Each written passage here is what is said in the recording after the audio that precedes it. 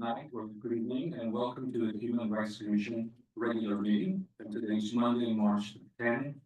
It is 5 o'clock, and I'm calling the meeting to order. Jeremy, roll call. Chair Loyola. Yes. Vice Chair Vignolo is not present. We have Commissioners Greer, Horn, and Soja present. Commissioner Rinky is present. Commissioner Remus is not present. So we have four. Excuse me. I'd like to take this opportunity to provide welcome remarks. First and foremost, thanks to the folks who are here to make presentations. It's a pleasure to have you at this meeting. And I also want to take the opportunity to welcome one of our new commission members, Don Soja. Welcome, Don. It's a pleasure to have you join this commission. Very important work that we're doing this year. I'd like to give you a couple of minutes to just do a quick introduction of yourself for the rest of the commission and public, please.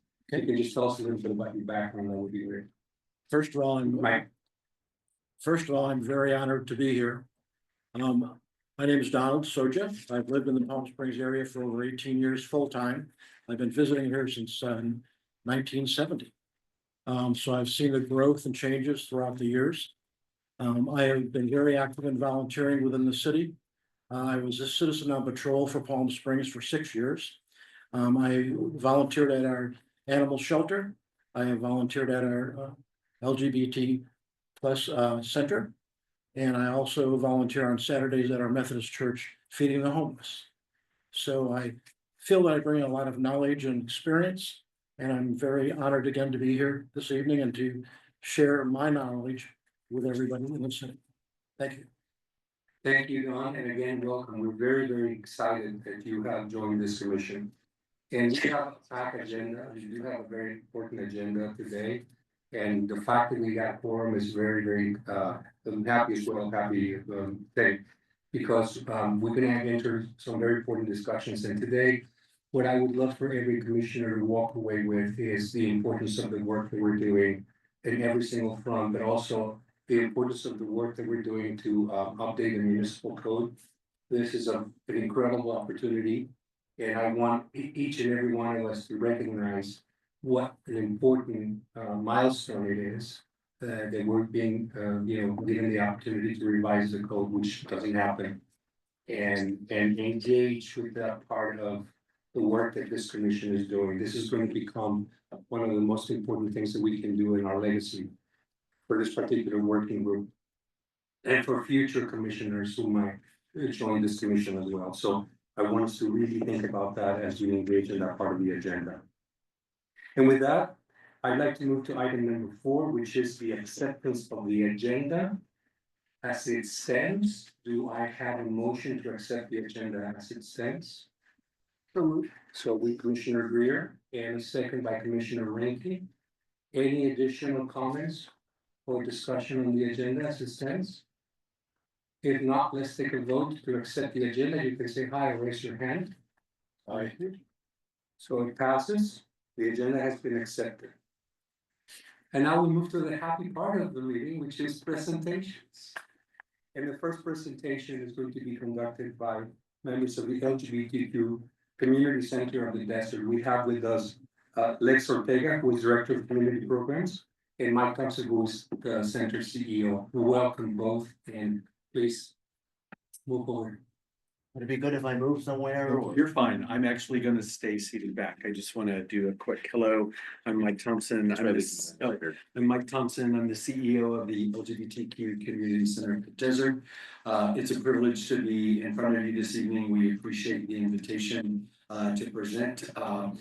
As you know now more than ever, it's important to have meaningful conversations to make sure folks in our community, those identifying as lesbian, gay, bisexual, transgender, and queer, feel safe.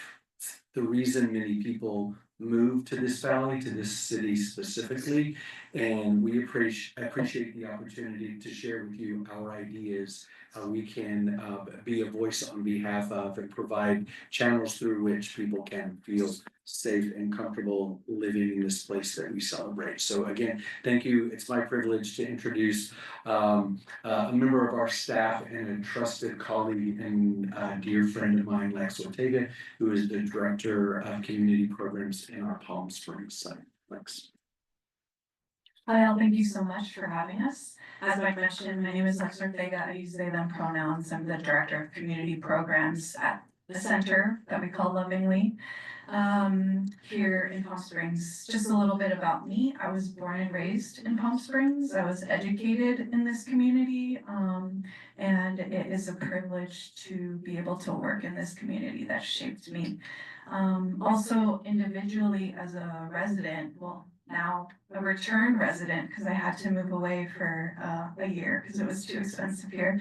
But I'm back in Palm Springs, and previously I was on the City of Palm Springs working group for the California Voting Rights Act back in 2018 and 2019, which helped the city move from at-large elections to what we currently have now, which are district elections. So I have had the privilege of working with city staff and other residents to support making our community better and work for more people. So Mike and I and us at the LGBT Center, we wanted to take this opportunity to chat with you all as human rights commissioners to talk about what we see as an opportunity for the Human Rights Commission and really for the city of Palm Springs to step into their leadership in our county for addressing some of the shifting cultures in our nation. So really quickly, I want to acknowledge that I noticed on the agenda, the chief spoke last month about hate crimes versus hate incidents. Much of our content will be similar, and we actually have some recommendations or some thoughts for you all as a commission to consider, specifically in regards to hate incidents. But I think we all know over the last several years as a community and as a nation, we've had reports of increasing hate crimes targeting the LGBTQ plus community, amidst also a political flurry of anti-LGBTQ and specifically anti-trans legislation that target our communities. In 2024, the American Civil Liberties Union tracked over 533 anti-LGBTQ plus bills introduced in over 38 states and US territories. That was the last legislative cycle. In the current legislative session, we are already at 456 of these types of bills across the nation. In California specifically, some of the legislation that we see in other states are moot points here because we have enumerated protections for transgender individuals specifically, and those have been on the books for a decade, if not more. But we know that those of us who live in Palm Springs, we don't exist in a vacuum, even though we do live in a bubble. And what happens in our nation also impacts what we experience here. Specifically over the past, I forget how many days it's now, I think we're at like 40 something days of the current administration. We've also seen recent executive orders in particular target trans people. And most recently on Friday, make explicit potential threats against organizations like ours, against organizations like Trans Health and Wellness Center that support and target and affirm transgender people. We saw that specifically in the executive order on Friday released around public service loan forgiveness in this country. If an individual works for a government entity or a 501c3 nonprofit organization like ours, like Trans Health and Wellness Center, for at least 10 years, they can qualify for their student loans to be forgiven.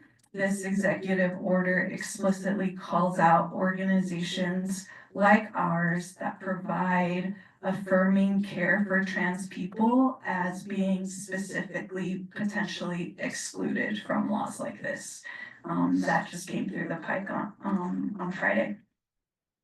Anecdotally, I know that the chief was here last year. We report as a city hate crime statistics to the FBI.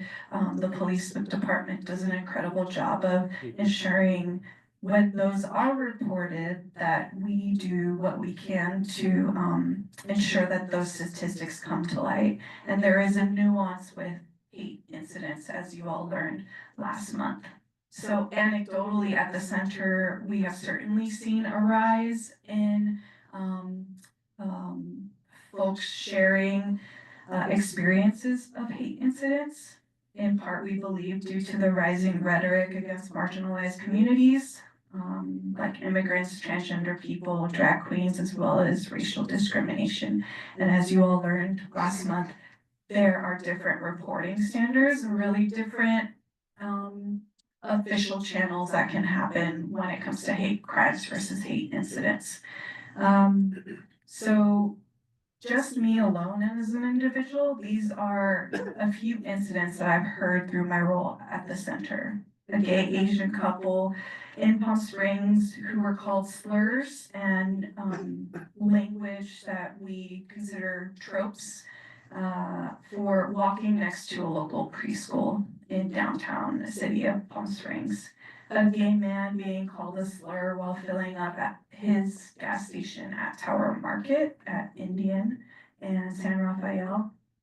A colleague being called a slur while grocery shopping in Palm Springs. 2 locals being called slurs while out on Arenas.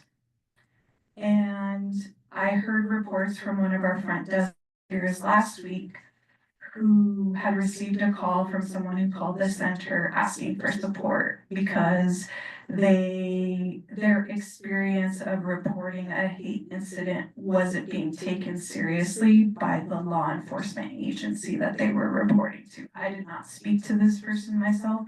I do not have the details on what law enforcement agency they were working with. We have very strong relationships with our city police department, and we are also in Riverside County under the jurisdiction of the Riverside County Sheriff, which again, anecdotally is not necessarily the friendliest to our community.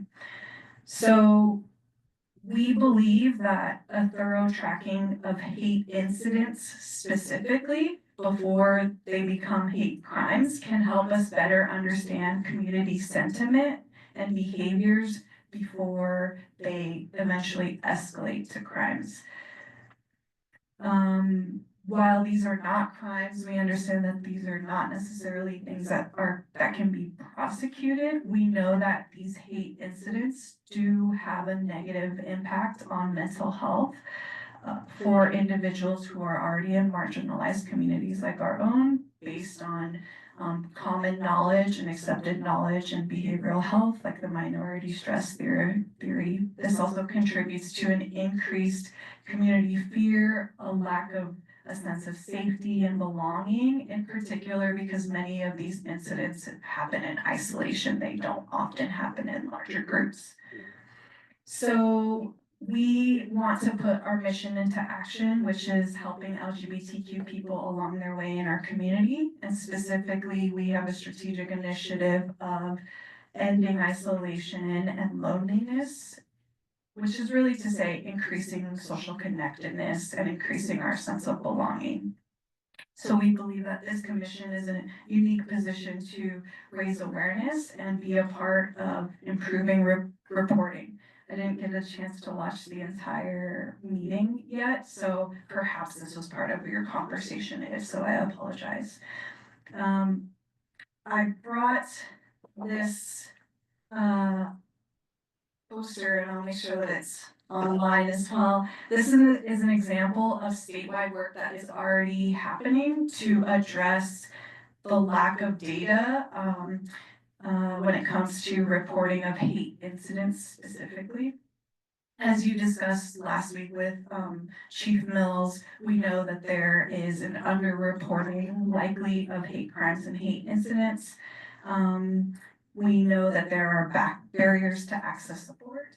But we know that in the state and in other communities, there are solutions and work being done to address some of these gaps. So specifically statewide, the Civil Rights Department has started this campaign, I think fairly recently. It's called California versus Hate.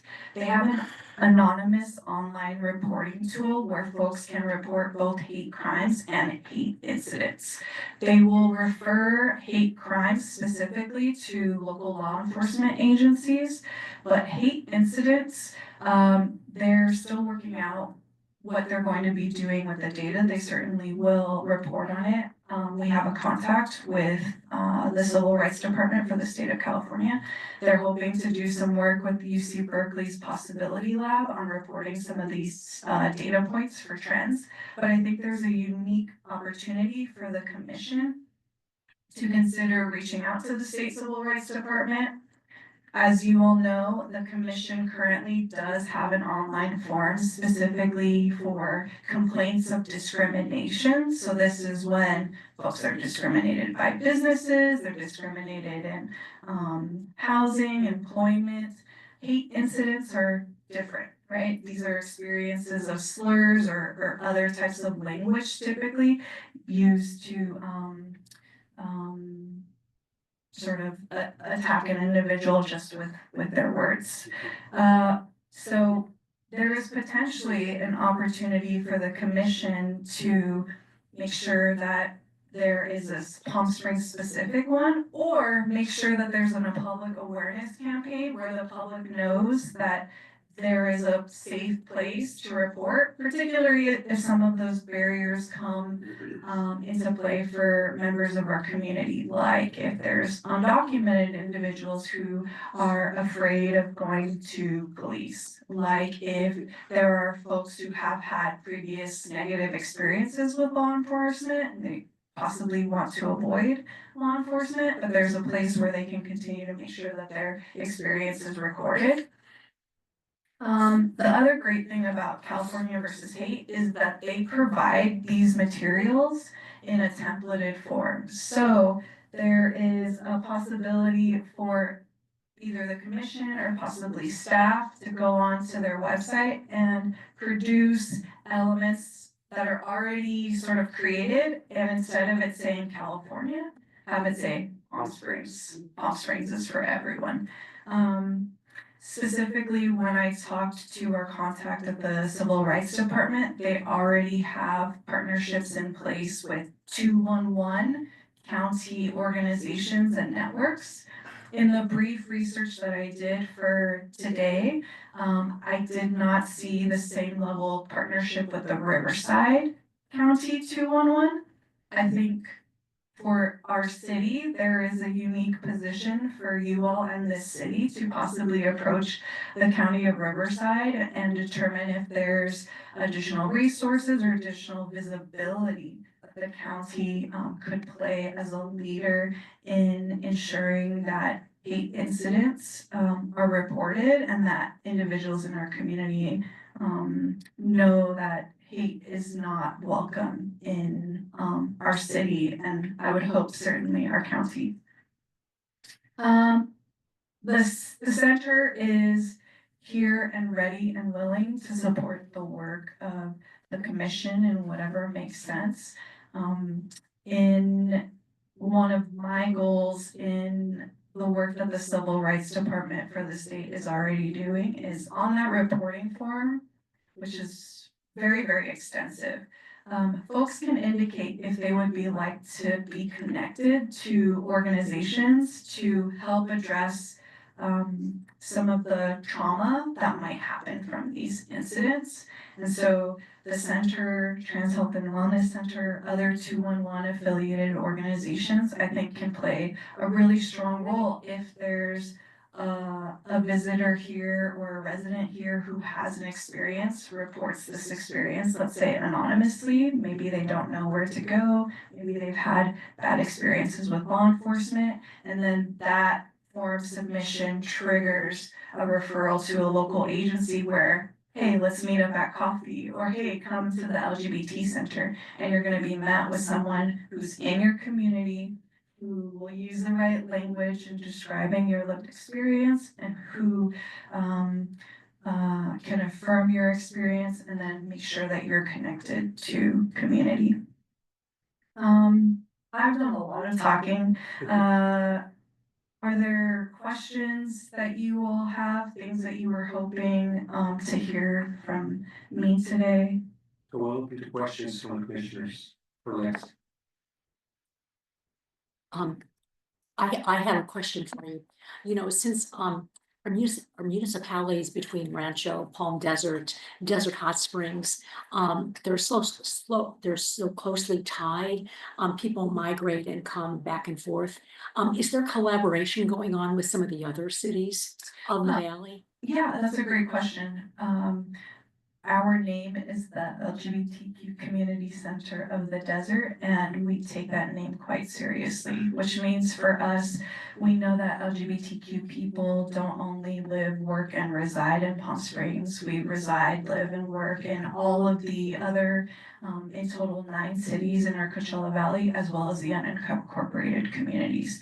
We have a location in the city of Coachella. We have a strong relationship with some of the city council members in that city, but there are not many human rights commissions in the valley. I believe Indio has been considering adding one. There, I believe, is one in Desert Hot Springs, one in Cathedral City, and so we're actually because of other efforts and plans that I won't say right now, but we are actually in the process of strengthening our relationships across all the municipalities, and doing what we can to make sure this conversation and conversations that impact our queer and trans communities are elevated across the entire Coachella Valley region.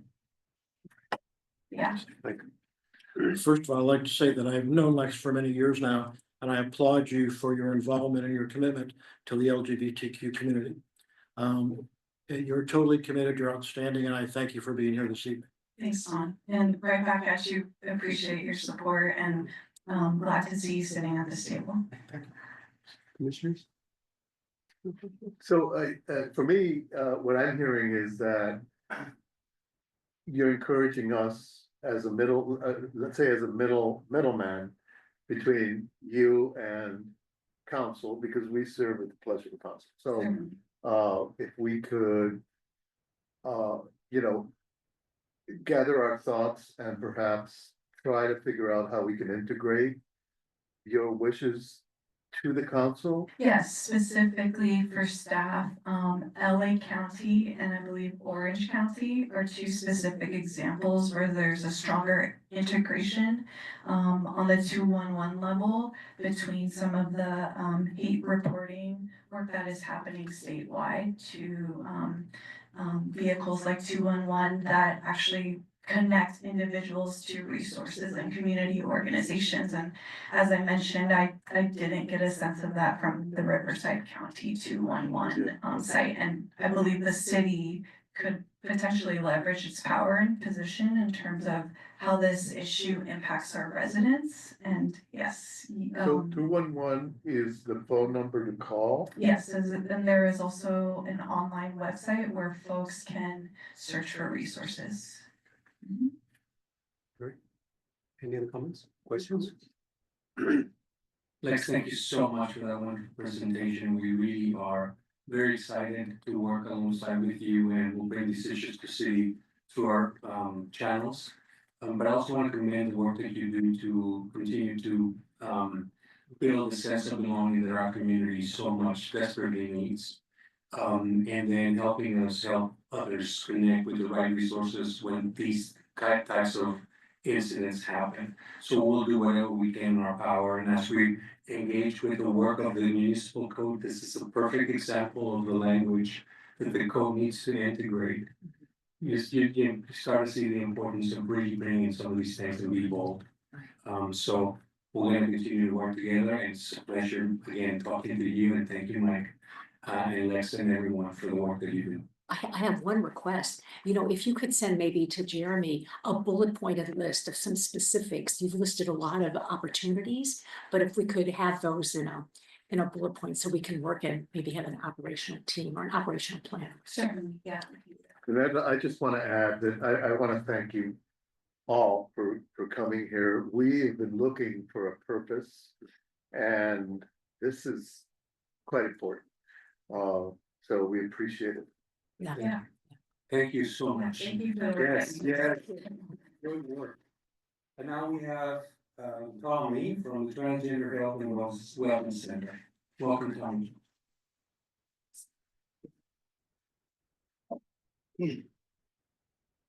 And Tommy brought goodies for us.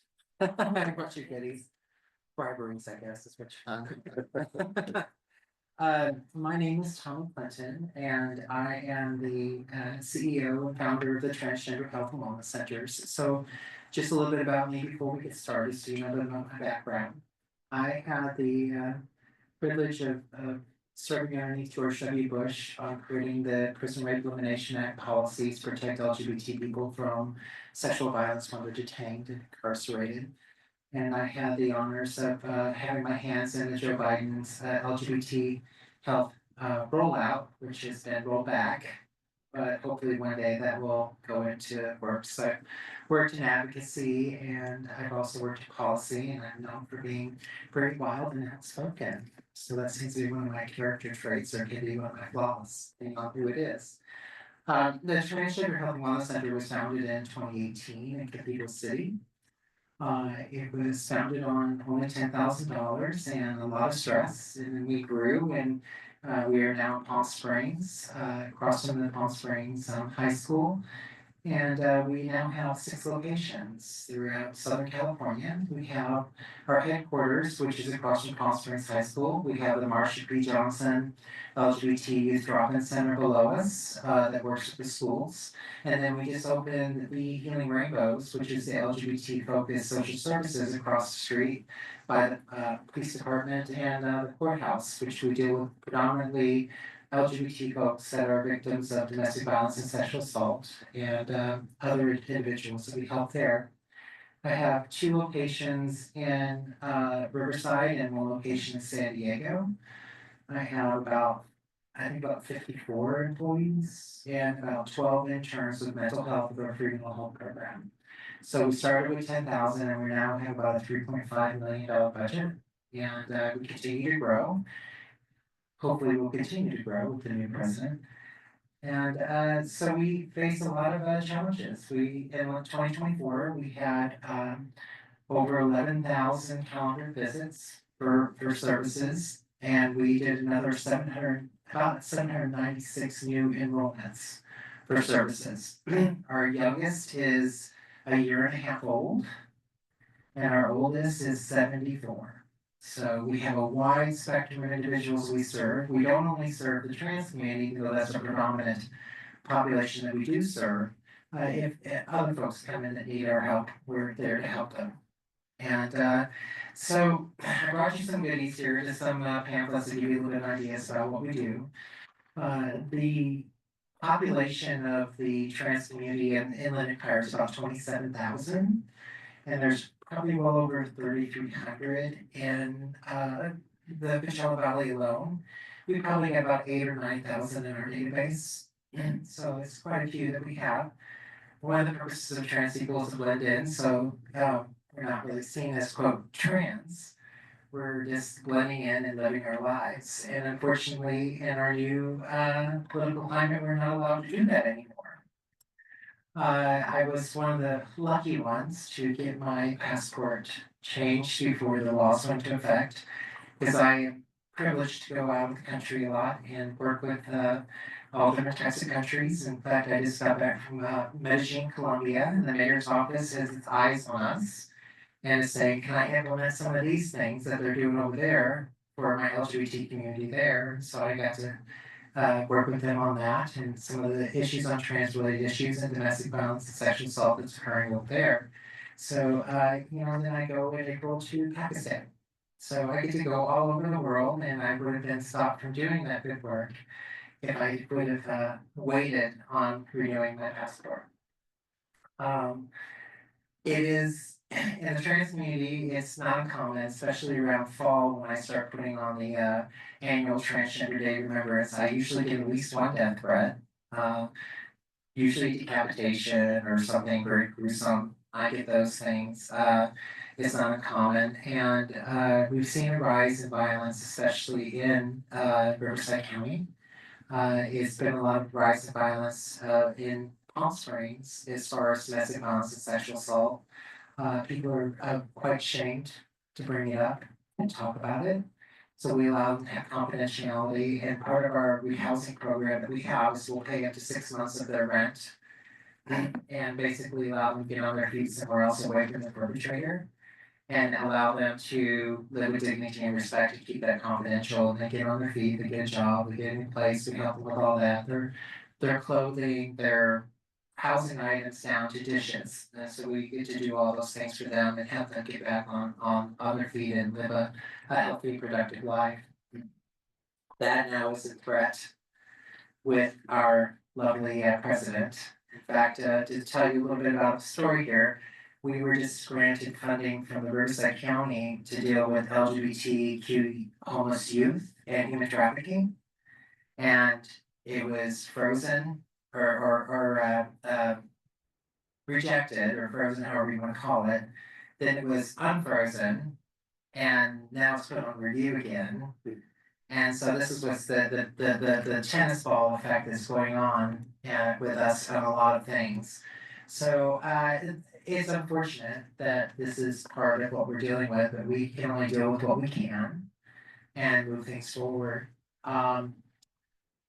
Much like what was said by the LGBT Center, that they do great work, is I think with these type of things, having a QR code where they can anonymously report or give survey, I think would be beneficial to Palm Springs on addressing and allocating specific funds that would be specific for helping that community.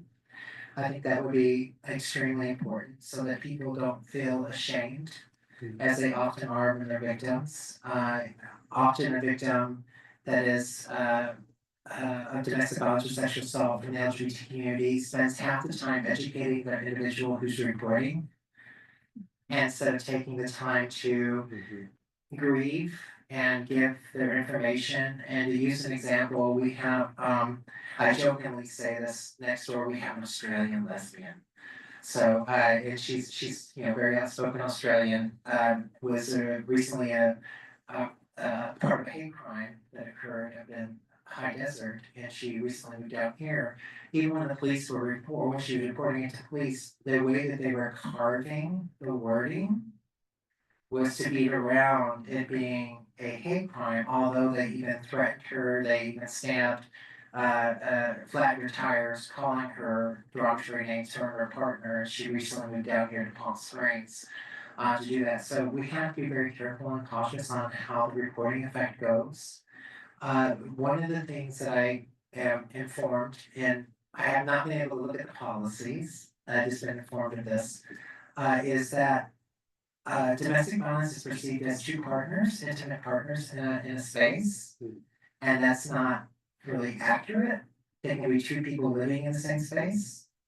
And so I think when we're looking at these policies and procedures and reviewing things, that we need to look through the scope of LGBT people and the dynamics, because often prior to marriage equality, which is on the butcher block again, is it doesn't have to be two married couples, it can be two intimate partners that can create domestic violence in a space. And presently, a lot of the reporting processes that we need to polish need to be more inclusive of LGBT people. And I would encourage you, and also looking at the city's healthcare plans, to make sure that they are inclusive for LGBT people, for surrogates, and other individuals, so that they can have equality as well. As far as the trans community is involved, what we really need is we need voices and we need bodies. Okay? We unfortunately are a population that don't receive privilege without having to fight for it. And so allowing individuals to have privilege, which is not a bad thing to have, you've earned it. To share that and have that with other individuals that do not have is a great way to elevate that marginalized community and any group of individuals. So participating in events that are trans related to learn and broaden your information and ideas and have a deeper understanding of human beings in general is always a positive way to share. And it's not expensive to just show up and drink coffee. Or to just sit around and talk to individuals and say, I don't get this, I will tell you. I've been transitioning for a very long time and I still don't get it. Some things I don't get it. And I have to work on that. I have to ask the younger generation, I don't get it, help me. And so that's normal. That's part of human evolution and consciousness. And so don't be afraid to learn and grow. And through learning and growing is mistakes. That's what makes us human. But it also allows us the power to adapt and become a better human being if we choose to embrace that. I would also say a great thing to do is support and understand that trans-led organizations like our own, people don't know this, we only get 0.015% of every dollar that's donated to gay and lesbian organizations. It's not equally shared. So if you say the words LGBT, I would encourage you to ask what they do for the lesbians and what they do for the trans. Because a lot of times when people say LGBT, they think the word means gay. And we need to make sure that those letters are included and on the conversation. And also we have those conversations in a way that elevate that community. And we have them. Often butch lesbians face the same gender discrimination as trans people do. The same as the Leather Society that has expression. We align sometimes with them on many things because of their discrimination, because of the way that they express themselves. And we are discriminated against and attacked because of the way we express ourselves. So I think in understanding those dynamics and being open to helping individuals in policy and really encouraging the city to take a larger look at how we can help its local transgender community, you have hundreds that are here. And you have hundreds more that are contacting us wanting to move here as healthcare refugees because in their own state they're being prosecuted. So you have to prepare for those things. They're coming if you like it or not. And so we need to make sure we're prepared for that because that's going to go into homelessness. And how are we going to address those things? And so if we're going to make sure that we have those populations that we're ready to prepare for and get them acclimated into society with jobs and housing and everything else, they're going to migrate towards where they know it's going to be a safe space. And this is one of those. Our Marsha B. Johnson LGBTQ Youth Development Center was founded on the fact that during the time after COVID, the Palm Springs high school didn't have a GSA. And some of the teachers were saying, well, the gay kids are okay. I don't know why we need one. And we're like, but there's more than gay kids. And so we found that some of the youth were actually staying in the library during lunchtime because they were being bullied. And so we created this safe space to reach out, and we named it after Marsha B. Johnson. And for you all that don't know who she is, she's the African American trans woman that threw the first brick at Stonewall riots.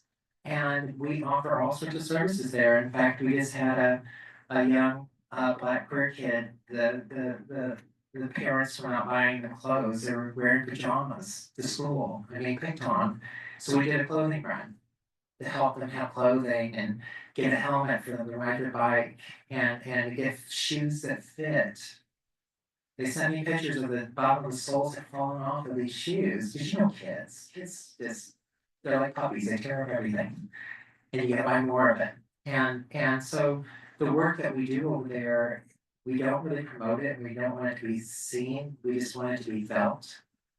And we figure by changing one person's life, we can change another, we can change another, we can change another. But I think public awareness is probably something that we really need to be aware of. And we also need to be inclusive as a society. We often migrate ourselves to the most bedazzled social events. But again, those are individuals that have privilege to put those on. Trans people don't have that. They have to have a vigil, which is low costing, or they have to do other things that are low costing. So being aware that knowledge is just as satisfying as dance is just as important to equate those things together. And we have to make sure that we have safe spaces for those individuals to go to for mental health. Trans individuals, about 70% have contemplated suicide. 1 in 4 in our area are forced into sex by a loved one or someone they know for a place to stay. Domestic violence is about 52%. Those are really big numbers. And when you start putting those numbers into taxpayer dollars, if we can address those things and address violence and create a safe space for people to flourish based on their abilities and based on their just the ability to give and giving a person a chance. I use an example, Maya Taylor, who was she moved from Texas to Los Angeles and was wanting to become a movie star like so many others. No one would give her a chance. She filled out over 110 applications and no one would give her a chance, a Black trans woman. And someone said, Maya, I'm gonna do this little short film called Tangerine. And she said, okay, I'll do it. And they did that. And it was spectacular. It got awards and everything else because they gave someone a chance and an opportunity. Trans people don't have that. When we're hired, we're like, well, has anybody reviewed our health care? What are the problems? This is going to be problematic. What pronoun do we use? All this other stuff. Then all of a sudden, oh, have they had hair removal? Are they presentable to work the register? Okay, well then we're going to have the conservatives come in and they're going to harass them and everything else. They're problematic. Okay, all of a sudden you're not a good fit. That's what it means. Recently, here in Palm Springs, we went down to the march that was down in Francis Stevens Park, and 2 of my staff, one is a Black trans woman and another one's a white trans woman, came downstairs right at the space over here across from Palm Springs High School, and they called Uber. Uber drove up, looked at them, canceled the ride, and drove off. This is in your own city. This type of stuff. Me personally, I have taken trans people to Stater Brothers to a shopping to be verbally accosted over there off of Sunrise. People screaming, "They're men, they're men, they're men," harassing us, and the staff not doing anything about it. That's in the last year. They amplify that by hundreds that are facing that on a daily basis, including violence. We really have to create an environment that empowers that individuals that they can actually live a healthy and productive life, but also make other people know that's not okay. And I think that with what's going on in our world right now, I think there needs to be a strong stand of that. For instance, Trans Pride was recently posted on the Palm Springs social media. Of course, you get your bots, your normal bots, and you get all these nasty people from all over the country writing all these nasty things. And the wonderful thing, the best thing I saw of that is that the city of Palm Springs stands affirmed and with their trans brothers, sisters, or something like that. I was like, that's the first time I've ever seen a city say that. And I was like, well, her. That's pretty good. So I think, doing that and promoting more events and making sure that the trans community is and the organizations are well connected to the media outsources to make sure that they can reach more individuals and more allies. I think it would be a very valuable thing. And I think also having the city not only say their support, show their support. Okay? What can we do? And how can we help you? And it may change tomorrow because tomorrow policies may have changed again. and we could do that as well. So I'm gonna leave it open to questions, and I want you to know, you can ask me anything. It's hard to embarrass me. I'm very old and bitter, if you want to call it that. So you can ask me anything, and trust me, I've been asked everything. Any questions? from I was, commissioners? Yeah. I first met Tommy 2008. And I just want to say, you have evolved, you have grown, you have become quite the lady to be dealt with. And you are. That's a nice way of putting it. Well, I'm saying that in a positive mood.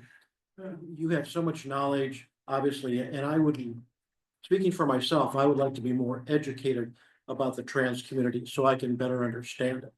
I of course have a knowledge of it, but I really don't have a working understanding. So anything you can give to me or share with me or with the group, I would appreciate that.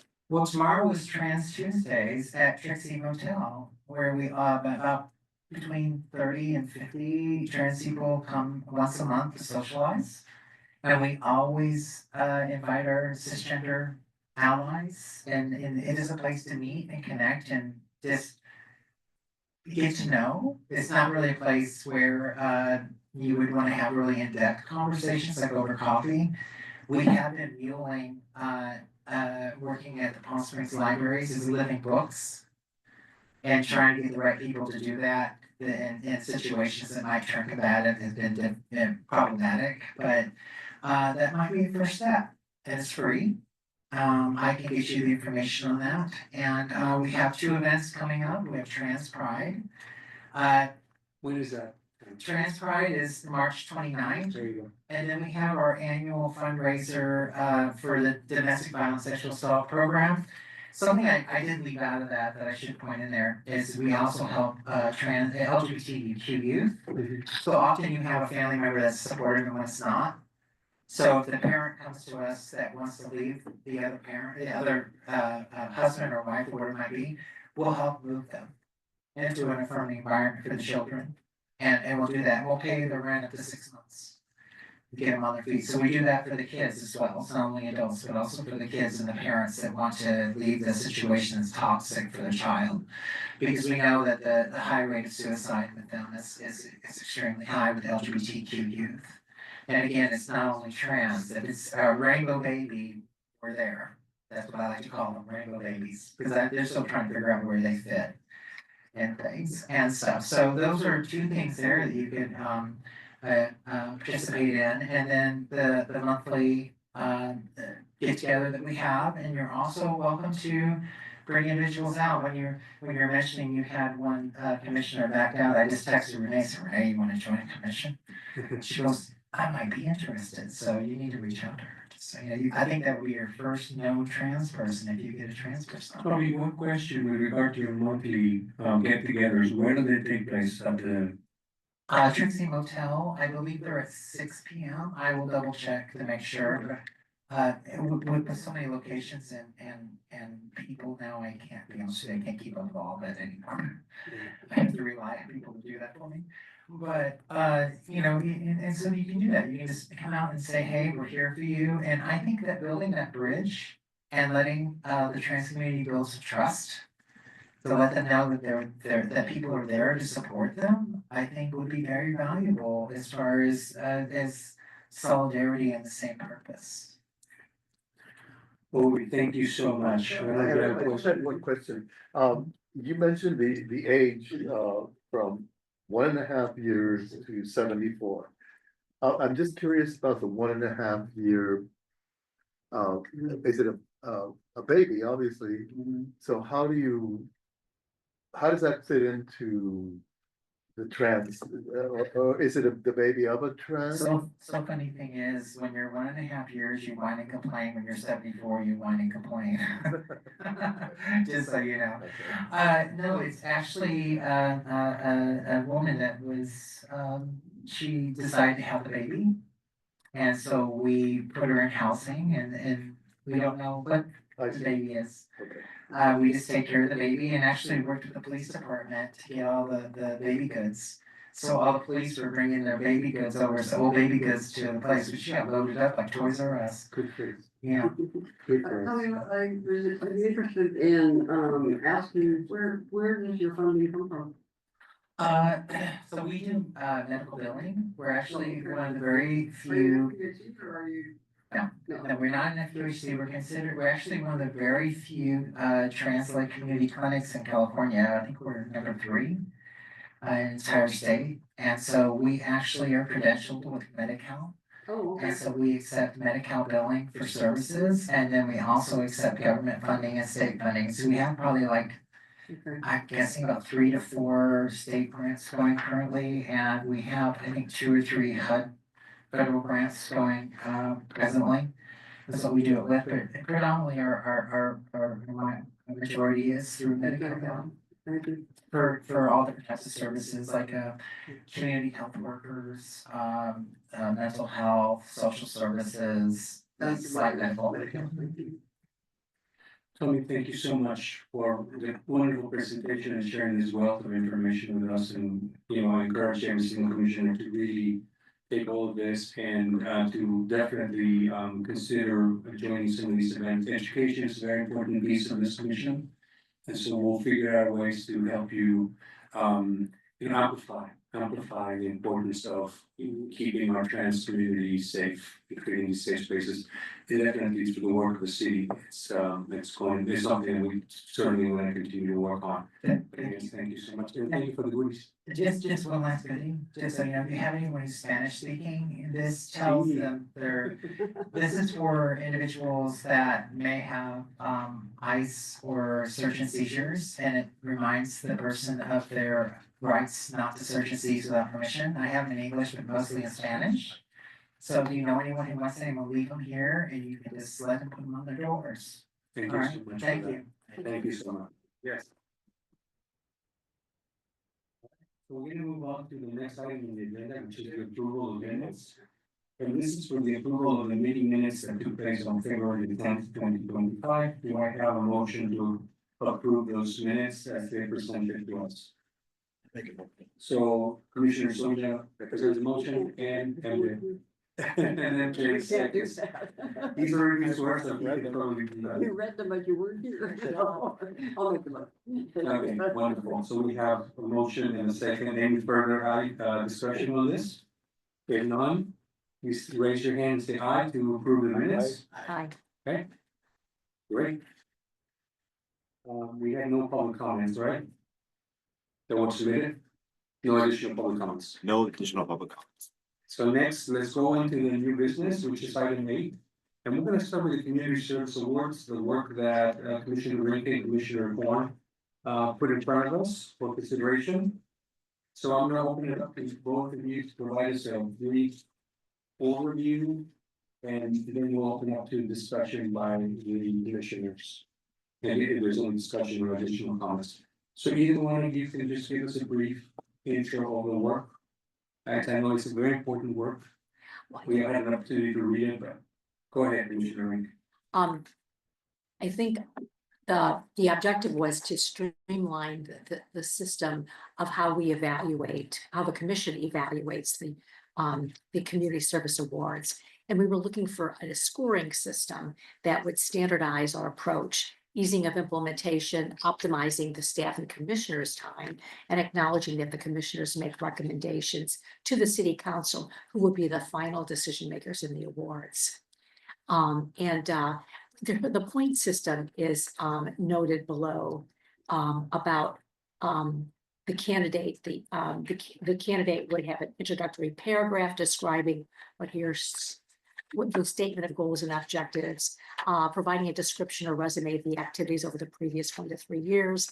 How has it benefited the community? Specifying which communities that brought in the Coachella Valley. Has it made a measurable impact? Discussion to the previous 1 to 3 years, and to describe the interactions with Palm City government, past and present, which could be a disqualifier, and then explain the future vision. And so the process here, and did you want to speak up, Michael? Well, I mean, basically, we're gonna have to decide how many questions, how many points, what points go with the questions, that kind of thing. I prefer personally that it be kept simple and streamlined if possible. Although there's gonna be you know, I mean, the commissioners are gonna. Make suggestions and we're gonna have to evaluate. If it's gonna complicate process or not. Yes. And I think this is a trial, you know, I think that we propose a process, implement it, and then look and see how it works, what needs to be modified with it. Sure. And I think there might be some discussion about addressing how the appoint systems you know, work, but I think keeping the candidate entry, addressing these items, and maybe even limiting the number of words to a certain amount, 500 words or whatever, would be an important point too, to keep it concise. So the question for me, I mean, is, how many applications are we gonna get? We don't know, right? I'm not very aware of how this works, but, and if we get, say, 25 or 20. How do we sift through those? How do we categorize them? And then how do we apply this 5-point system, or whatever point system we decide? Okay, so I do have a couple of thoughts and comments about it. First and foremost, you know, the previous process was submission that was obviously done and not to our knowledge, and the submissions were received by city staff. City staff will compile the submissions by a deadline. And then city staff will present those submissions, removing names of who submitted and things like that, because the important thing was to keep the bias out of it, right? So if we know someone that someone recommended for an award and things like of that nature, that was kind of the part of that process. I would definitely consider continuing with the submission through city staff. For anyone who wants to submit during a period of time, in the period that can be decided by this group. And then city staff can kind of seek through all those applications and provide us with a list of, we think that these could be good candidates. And then that scoring system could be very well put to use by the entirety of the commission. What I don't think we can do is having a special closed meeting not available for public, because that's going to be in violation of Brown Act. And so that is not going to happen, but we have to figure it out, you know, once we have the, let's say the screened list of applications from city staff, we can review them, we can assess them using the scoring system, and then we can provide each commissioner will have an opportunity to say, you know, this application 5 points, or that application 4 points, or whatever. And that could be a good way of kind of sifting through those applications as well. The other piece, which is a very important piece, is making sure that, you know, the city has the opportunity to vet these applications, but that the city doesn't actually get involved in submitting applications like it was in the past. And that was one of the biggest issues that we faced, because we did not know that one of those applications was submitted by a city council member. And you know, that is currently one of the disqualifiers Yeah. in the current process. I saw So that, that was a violation of our operational. and we didn't know, mechanisms. and we didn't know, because obviously there's no way of knowing, right? You know, who made those kinds of submissions. So I completely agree with that. In the past, we as commissioners were able to also submit applications on behalf of people that we serve the community doing great, exceptional work. And I would question if that is something that we should also not have moving forward, and so, because it could be conflicts of interest, right? Right. Absolutely. Yes. Who makes the recommendation? Just the city staff? Usually is the city staff. Usually is the city staff. The applications are open to the public during a period of time. And the community sends those applications in. So Jeremy, So this predates me, so help me understand. yeah, The community would submit applications and then city staff would do what with them? there you will, and so our previous city liaison will go through the applications and literally kind of just make sure that before we receive the applications ourselves, there was no mention of who submitted. There will be no names, there will be no way of knowing who did the submission to remove potential So bias. redact, you made that kind of Kind confidential. of redact, information. yes, like here's an Okay. application and so on and so forth. Because we obviously did not want to know in order to remove any potential bias. That was part of the process. And this is the reason why we're discussing having a process in place. I think eliminating the bias is important. I think eliminating the potential perspective that there could be a conflict of interest. It's important. And But so what about, would it be open for citizens of Palm Springs to nominate somebody? that's what it was done. That's the way it was always done? Mhm. Okay, just open to general public, so Yeah. it has to be broadcast enough and well enough And known. is it broad, how is it I've never publicized? heard of it. Okay. The communications department of the city Okay, does the announcement of applications are going to be accepted. Here's a link to the application form. These are the dates, these are the guidelines for submitting an application, Okay. and then the public will be able to see that Okay. both doing through city channels, communication channels, and then it becomes, social media. And we as commissioners would take upon ourselves to say, if you have someone in mind, make sure that they submit an application. The other piece of it was also important, again, from the past, right? To eliminate the potential, for people to do self-serving applications. Like someone sitting on a board of a organization saying, I want my organization to get one of these community awards and I'm gonna submit an application, so it feels like it's a little self-serving.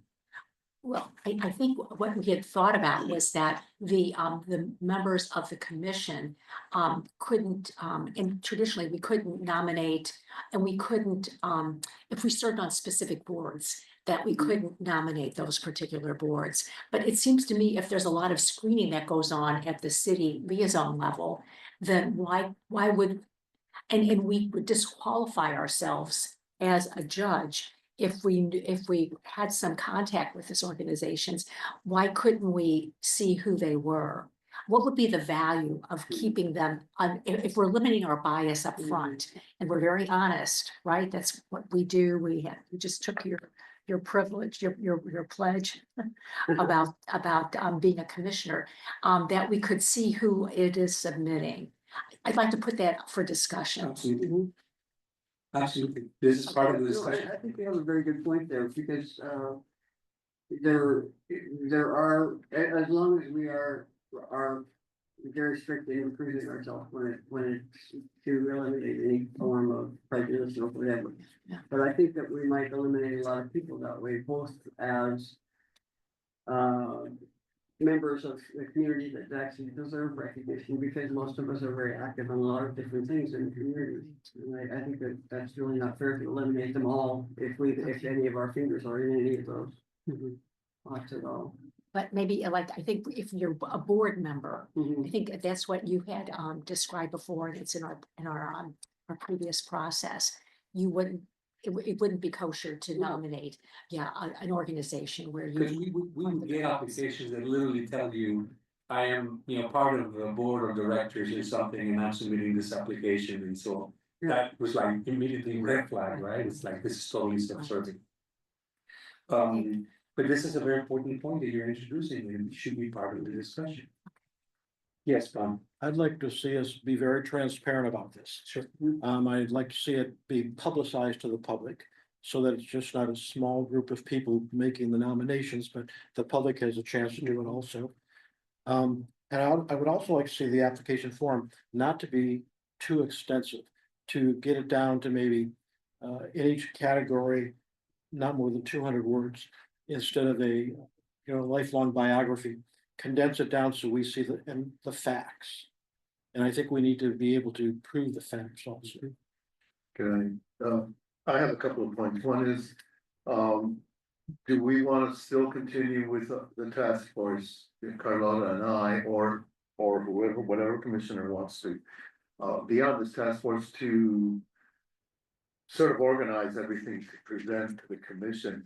And I reviewed Commissioner Manolo's, he sent and his opinions of this just like this afternoon. But in reading it, he raised a few points that are interesting. One is, are we gonna vet the candidates? Are we gonna go through their postings on the internet, for example? Is that, if they were perhaps controversial in things that they said? I mean, what is the extent of vetting these candidates? Because it can go bananas, you know, every direction. Correct. And that is part of the discussion as well, because how much is, oversight, how much oversight is good oversight, or is, counterproductive oversight. And again, we are the only commission who provides these kinds of community service awards. No other commission does anything quite like this. And from the last city council meeting, it was very clear, council member Gardner raised the question, should you do it at all? Is this something that needs to continue? Maybe there's a year when you don't do anything, and that's perfectly fine. It's not codified. So lots of very important questions. I absolutely love the work that the two of you have produced. I think this is going in the right direction with the scoring system. I think there's still an opportunity and viability of continuing with the awards program. I'm not sure if by the time we finish this discussion, it's going to be a good time to do it this year, or maybe we just put it on hold for next year. Right? Don't know the answers to these questions. But I like the way things are coming together in the conversation, and you all should feel very much empowered to provide these insights. Something I would like for all of us to do is to actually have an opportunity to review the form itself and provide comments on, does this make any sense anymore? I'm sure the form is going to have to be revised anyway. It was attached with the submission. The form initially, we don't have a copy of it here, but this was built on the original application. I can find the form and send it out to the Yeah. commission, so Yeah, everybody it's has on a there. copy of the current form. Yeah. I could be architect, don't you? Yeah. Questions. Oh, no, I'm sorry, which questions? What were the five categories? That's checked. The categories, Five categories listed. it's on this page which says candidate entry, 1, 2, 3, 4, 5. That's what the five categories are? Introductory paragraph, Okay, their mission, description. the mission, description, statement, goals and objectives. Activities in the last previous years. How is the organization specifically benefit the community? What kinds of interactions do they have with the city of Palm Okay, Springs? so if I understand, what you're saying is they have to pass that.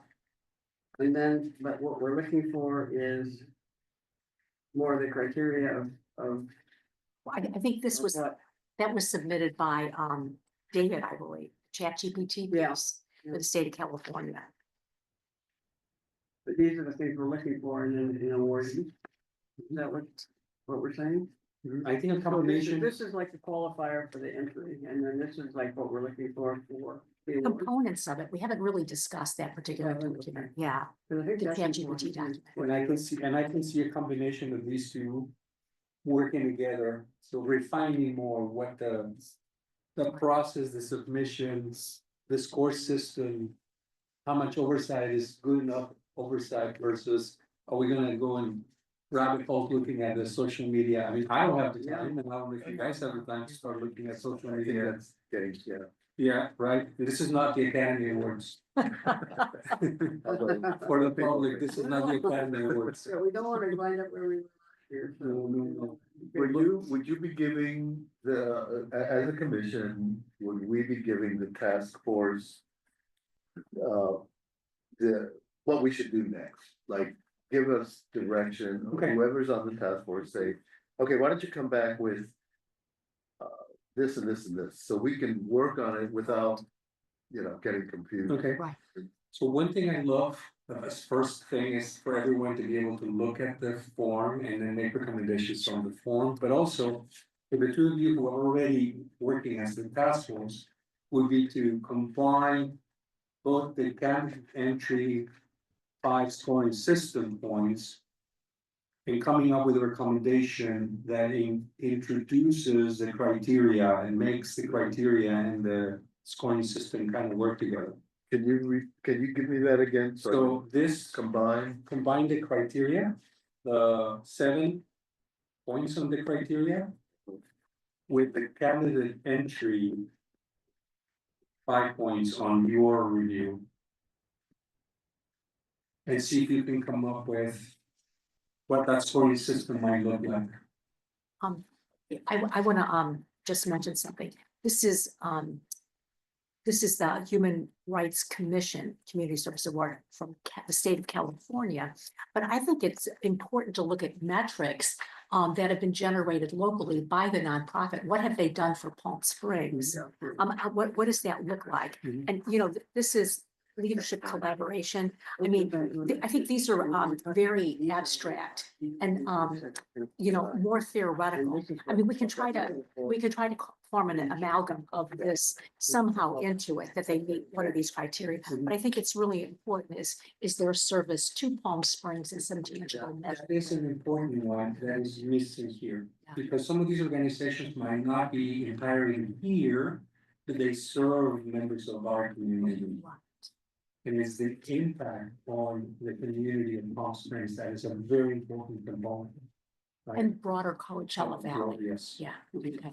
right? Yes. So I would encourage both of you to continue this work. I mean, it's going in the right direction, but it's definitely not there yet. So Is the it codified in the?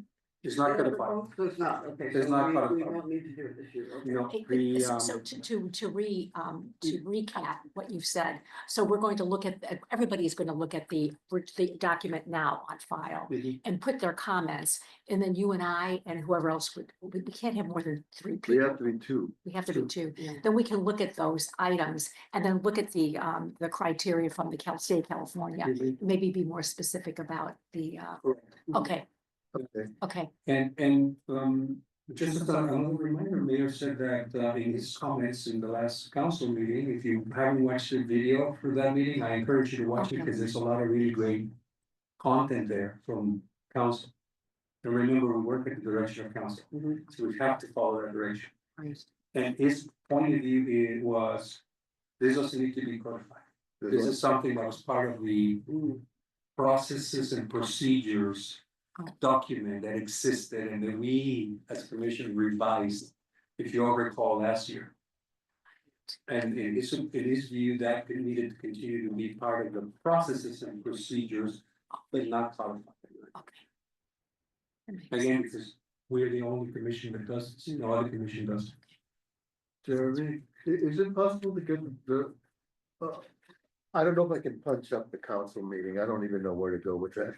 But I'd like to know if you could just sort of give us is there a way you can synthesize what the council said? If it would be helpful, I can send out a link that will take you right to that exact moment of the Okay. council meeting. That You would be click the very link and you'll get the video starting right at that item. Would that be helpful? And that section of the meeting is actually not that lengthy. It might seem like it's lengthy, but it's not. It's a really good Yeah, but it's discussion. really important. That is very important for all of us. I watched it a couple of times, watched it a number of times, and really kind of just listen to what is being said by council. Now, I get emails from Ron DeHart, Mhm. and he summarizes the meetings. Yeah. And he summarized the Human Rights Okay. Commission piece at the last In meeting. addition to that, it'll be important Yeah, for right, each and every one of us to watch that video, okay, because it's very different experience actually listening to someone sure. express their views at a council meeting. So I would definitely encourage you all to watch for that link, and thank you, Jeremy, for Thank you, saying that. Jeremy. Of course. Very good, so work in progress, Okay, we're not making any decisions yet.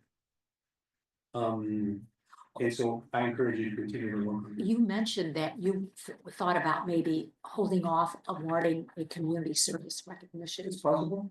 Is it because of the political climate? Is that what you're thinking? No, I think the timing is very different right now. Okay. And we're gonna enter summer soon. How many people stay here for the summer? I mean, I don't know. But I'm not entirely making one suggestion over another to do it or not do it. This is something that as a full commission, we need to. Are we gonna address this at the next, it's gonna be put on the agenda? We're gonna continue to work on this. Okay, It's an agenda item. so we Yes, come work in in as progress. a task force with a simple report, right? Okay. Addressing those items. So Jeremy, please put that on the agenda for the next meeting. Please, Got thank it. you. Thank you, work in progress. Any other discussion on this point? We're good? Okay. The next discussion item is the update and continue work on the revision of the municipal code. And again, the only comments I have about this is the ultimate importance of the work that we're doing with this municipal code. It's gonna be very important work that is gonna live for the commission for years and years and years to come. The impact in our community is huge. And council is really not wanting us to rush through this. As long as it takes us to get this right, we'll work on the municipal code to get a code that really works for our community. And that impact is huge. So let's not take this lightly, but very, very seriously. I know it's your first meeting and I know you probably had the opportunity to read some of the comments. But I would like to open the floor, the room, the table for any comments specifically on what you had the opportunity to read with the latest update of revisions that Jeremy shared with us. Mr. Chair, may I make a few comments? Yes. So at the council meeting, the council made a couple of comments. One, they wanted to ensure that not only in the language for this board and commission, but in all other boards and commissions, there's a statement that says that basically the actions of the commission will align with that of the city council. So that's one thing that I'll be adding in here that's not in here now, and we'll be doing that for all boards and commissions. They also had a discussion about the domestic partnership component of this code, and it's very domestic partner heavy. You've had quite a few comments, some great feedback that you've provided. We've kind of gone back and forth. We have this cumbersome language now. At one point, we struck it, went with to the Secretary of State language, which was much more kind of succinct and concise. Then we said, hey, that's different than what people signed up for here, so we're gonna go back. Council has basically said, hey, I understand. There's some conflict here. It's messy. Jeremy, work with the city attorney, come up with better language. So that's currently being worked on. We'll bring that to a future meeting so you can see sort of how that language has evolved. So that's something that's sort of on my plate right now to come up with better domestic partnership language to show the history of what the city of Palm Springs did, how they were on the forefront of domestic partnerships and sort of to recognize the past and the history, but also protect what tomorrow may look like. So it's thrown us in a little bit of a curveball that we're going to be working on. So that's a big piece that will be changing in the code. When you watch the council meeting, you'll probably pick up a little bit of tidbits here and there, but I would be interested in our next meeting, maybe having a deeper conversation. What was your takeaway from the council meeting? What can we continue to revise on this? There's not as big of an urgency as get it done today because we're back, we're functioning. We have presentations coming in, so there's not the same urgency that we once had. No, absolutely, absolutely agree with that. Thank you, Jeremy. for inviting me. You'll be sending us that clip, is that correct? Yes, I'll be sending out an email with that information. Yeah, excellent. I have a question. Is there anything we heard tonight that we would want to consider incorporating Yes, into the yes, code? yes, yes, Oh, yes. okay. Yes, I'm so glad you asked that question because that was gonna be one of the comments I wanted to introduce. We heard a lot about, our communities that are at risk and discrimination. And that's what I would love to see, in the language of the revised update. Because I think that has to be part of the work that's gonna guide us. Just by looking at some of the revisions. And some of my notes for this meeting would include things like strengthening discrimination protections. Right, right now. The ordinance includes protections for national origin and immigration status, but does not do anything for emerging discrimination challenges, such as digital discrimination or bias. In hiring processes. So employment is an important piece. The role of the commission, right, we heard it. Probably we need some kind of a rapid response team when we hear issues of human rights violations. While we cannot pursue crimes because the police is doing that now, maybe we can form some kind of a team that addresses violations and helps collect the data.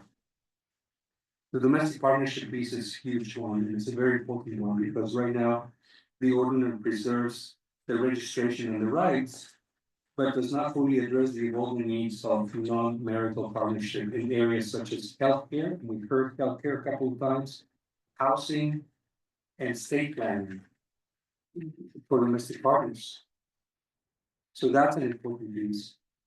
Now, we're doing this work, and this work will go on after we leave the commission, but, you know, would it be possible to ask that it gets reviewed every, you know, number of years as new forms of discrimination is piled up, and things change? Well, that actually, if you look at,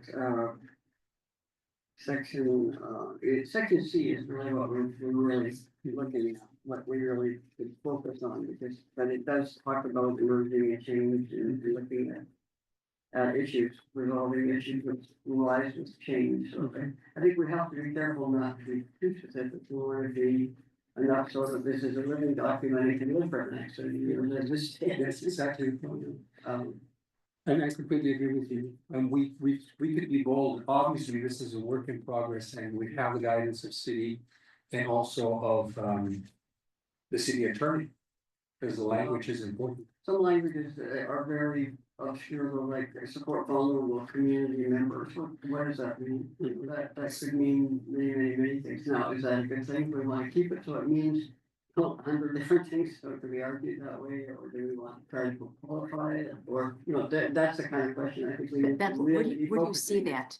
Right in the section 2.45.03, section C, powers and duties of the commission. That's really what I think is our major focus that we're looking at for us, that we can make mostly affect. The rest of the stuff, you know, is a lot of you know, your firm in terms of, you know, how people are elected and all that kind of stuff, and then also with Jeremy will get back to his domestic partnerships, but to see those points, I think are critical for us really to focus on and to bring our opinions back to this floor discussion. As he just did, he was focusing on the those. One of the points that Tommy made was about intimate partnerships, which is not a domestic partnership, but people living together. Is that a legal term? Is that something that needs to be included? Do you That's a good think? question. I wish I had enough legalese Yeah, I think that's to be able to respond to outside that. of- I think that's outside of any kind of legal crime or thing. She described that as specific to transgender, you know, a domestic violence, Yeah, intimate partners, not yeah, domestic. Anyhow, it's a question. yeah, it's a good question. Absolutely. So I'm glad that this is definitely being considered. And as a reminder, you know, the feedback that we have from this document right now has to be channeled to our city staff liaison, right? So Jeremy is going to continue to be sort of like the conduit for the feedback that we're providing. We discuss this here in these meetings. We can bring all these great ideas, but the channeling still happens through our city staff liaison. Right? Yeah, that is correct. So if between now and our next meeting, if we have any comments, questions, concerns, filter them my way. I can either disseminate them back to the group, add them into sort of a living document that I'm working on with the city attorney. This will be a continued agendized discussion item for the foreseeable future. We'll make sure it's on every agenda going forward. If there's nothing to discuss, okay, but I want to make sure it's there so that we always have the time to discuss it. And I Is just, the process, then if we have comments, say on the, or amendments or whatever, we want to term them in the powers and the duties, that we would then propose them here, and then you would take them to the next council meeting, and then they would review them, or what kind of process are we looking at for We're feedback? hoping not to do sort of a back and forth. We're hoping to get everything at one time. We still have the subcommittee of the Other board. prior mayor Yeah. Bernstein and Councilmember Grace Gardner, Yeah. that I can take some of our revisions to and have sort of some Ah. informal discussions. Are we headed in the right track? Okay. Well, we gotta switch gears, but I'm hoping to get it all worked out here with them so that when I take it back to the full city council, it's sort of a one and done. And there may be further changes as possible, but I'm trying to avoid having on every single council agenda, just going back and forth. Right. Sorry. I have another question too, about this domestic partnership. And having it notarized in the records of Palm Springs. Do healthcare facilities and require that documentation when you go and you want to see a loved one in the ICU? How does that, this is a kind of a philosophical question, but how strictly is that observed at this point in time? The need to show certification before you can see your loved one in the ICU, before you can. I guess maybe if you're a healthcare power of attorney, then maybe that gives you rights, but I'm just wondering about that. That's kind of language is missing. It's not clear. Yeah. In the ordinance, it's not extensive enough, it's not protected enough. Domestic partners would be benefited by having that included in the revision. No. Hospital visitations, It is here. It is, Is in- it? it is in that. This is all- yeah. But I think that's, But I think it's just become outdated, it's, particularly in this area. Yeah, It's become right. very outdated. That's what I'm Now, wondering. I don't know, maybe. If you're a domestic partner and you're not Or- married, do you have to present documentation and you're been notarized somewhere, or do they just accept it? What's At face unique value. is that we're still talking two different things. We have Yeah. a domestic partnership that the city notarizes. Mhm. You have domestic partnership through the Secretary of the State. Oh, And Yeah. just getting it done with Oh. the city doesn't give you the tax advantages that you'd get by registering with the state. They're two different things. The city went and did this is a very progressive move before the state had done it. So some of the benefits that it affords people perhaps are outdated, Yeah. okay. but we're in a little bit of a conundrum here, trying to figure out how do we respect the past, but also look to the future when we Yeah. don't know what we're seeing today in front of us. We heard two presentations that the future's changing before our eyes. Yes. How do we respect and protect? Perhaps we, I don't know the answer to yeah, this. perhaps it's just some residual. Clarification though. That those were, and then you refer back to a prior, if you had your domestic partnership during this particular time in Palm Springs, you can refer back to the former code and keep that in. I like that. Keep that in place, whereas the rest of it becomes outdated, and most of the people that I'm sure were looking at domestic partnerships originally, and this is probably gone by now. There were, I don't have the number in front of me, you'll see it in the council meeting, but there's been a little over 300 domestic partnerships registered here at the state, or at the city. The city. So there's been about 300. Have we looked at how many of them are still valid? Only 22 or 23 have come back and I forget the terminology, canceled, nullified. They're still pushing 300 active. Really? But what we don't do is we don't go back and call people every year and figure out, hey, are you still domestic partners? Are you, not to be crass, but even, are you still alive? We don't have these answers. We don't know. There's no portal, we don't have, there's no digital venue for keeping those records, registration. Correct. There is None of that, it does not exist.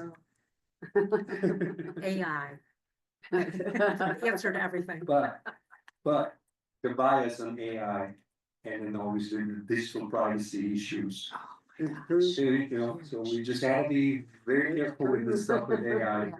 But I'm certain that our collective thinking can make this municipal code, you know, very strong for the next 20, 30 years. But we really have to think about all of our community members, not just a few. But it was last updated in 2017. There you go. Yeah. It starts at the beginning of the early part of the document. So more work to be done, and again, just a reminder, the city council does not want us to rush. Okay, This is very important work. There's no deadline. We need to continue to work with Jeremy. Jeremy will give us guidance, collect all of our feedback. And move it up through the ranks. and it will be great to have additional feedback from you, Don. Yes. Scott Evans, yeah. And when Scott Evans joins, that will be also very good.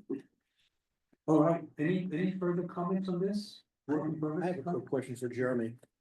Registering with the city as a domestic partnership, would that be beneficial in case of an emergency that they can identify to the police or the emergency personnel that they are a couple?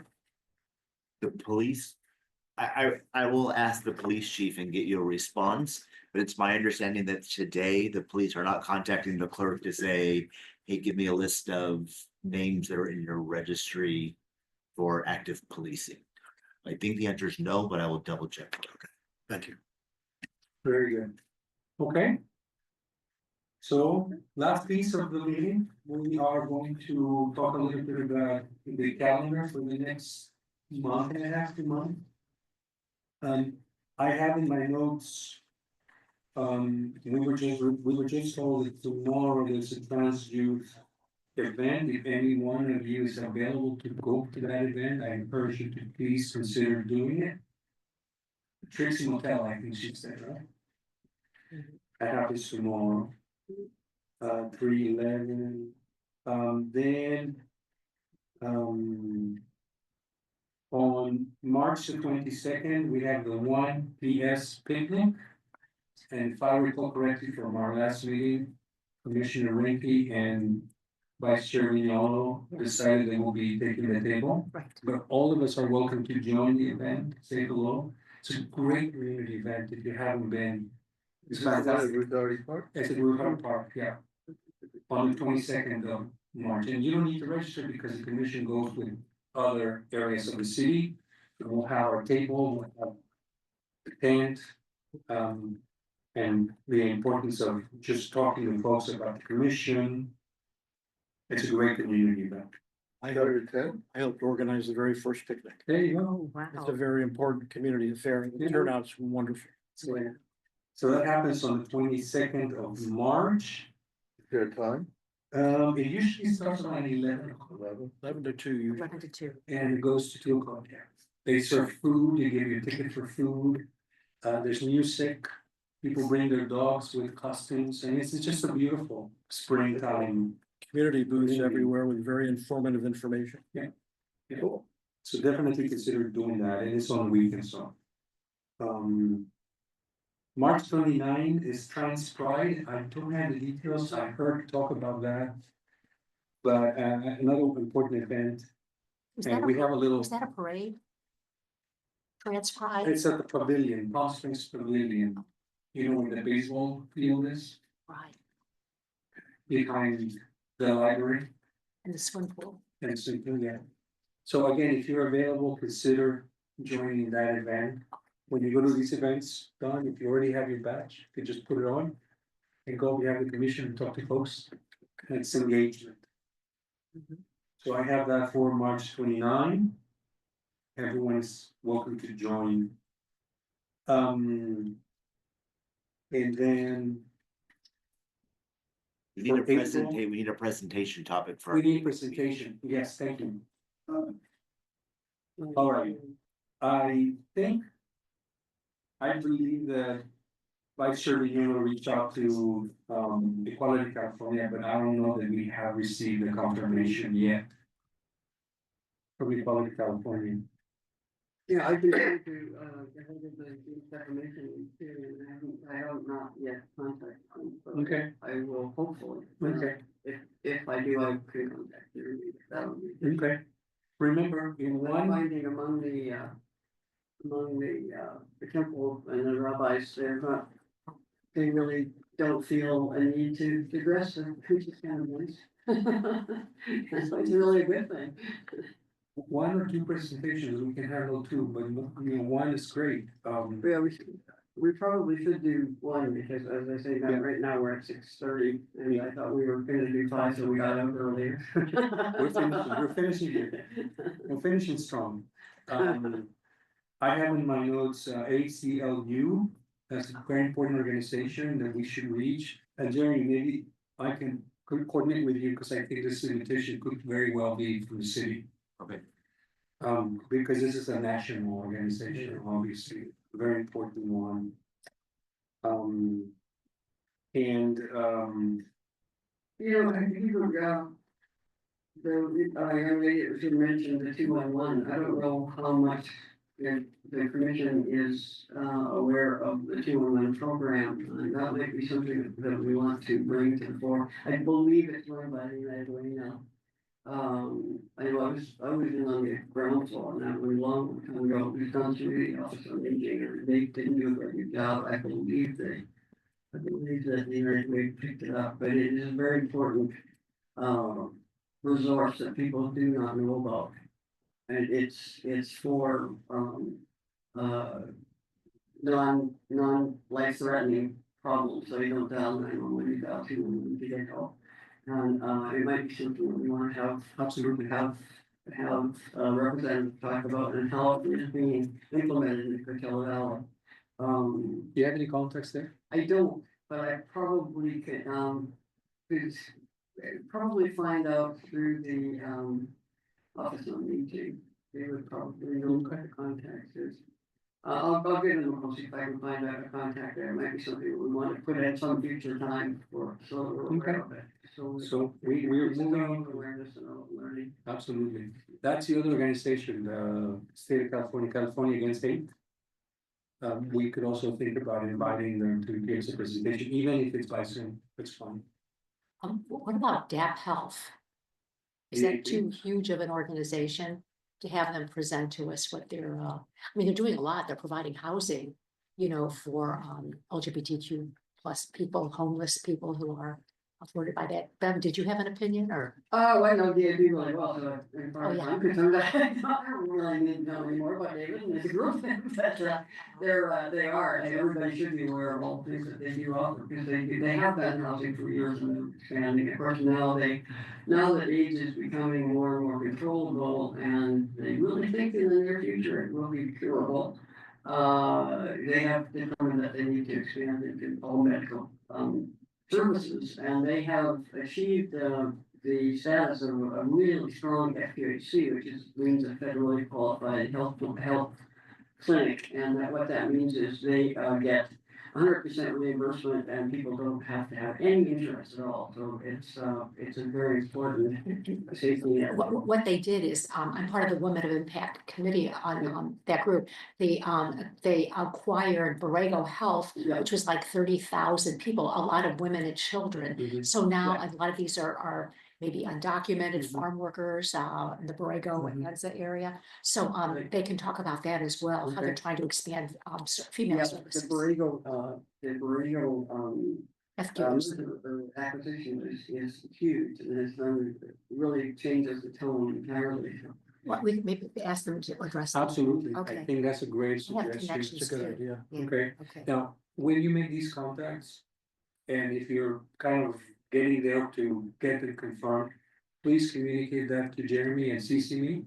Absolutely. We use the official channels, Okay. and so that we can then coordinate with the city to make sure that they're considered for the agenda, it's part, and the sooner the better. So we have a Okay. month until our next. I know the chief scheduled development meeting. officer. Okay. One or two presentations, one presentation is great, two presentations we can do, but, more than two takes everything else. Do you think that you should put a time limitation on the presentation, or just let them run? Well, Well, maybe a suggestion.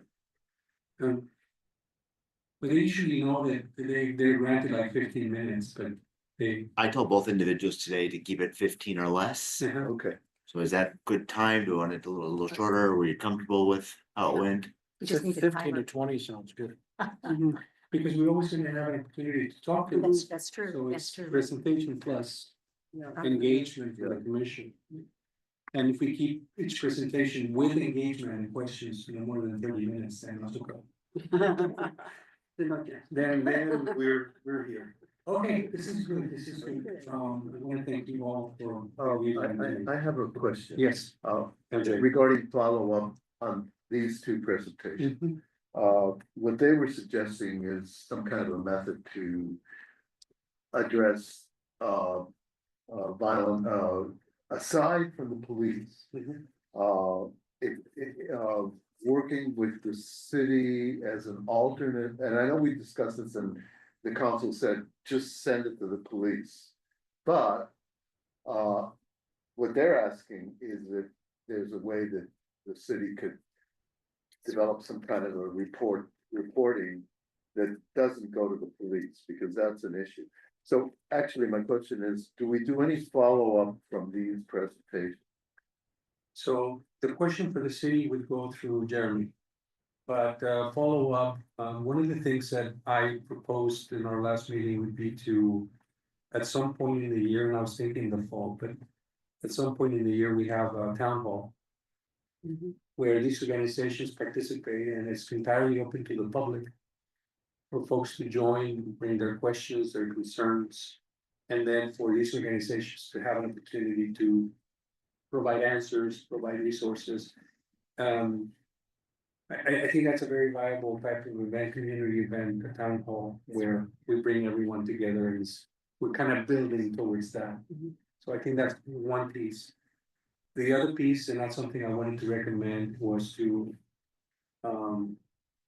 work with the city again to make sure that the resources that these organizations provide are somewhat linked or visible on our website. I think that's another piece.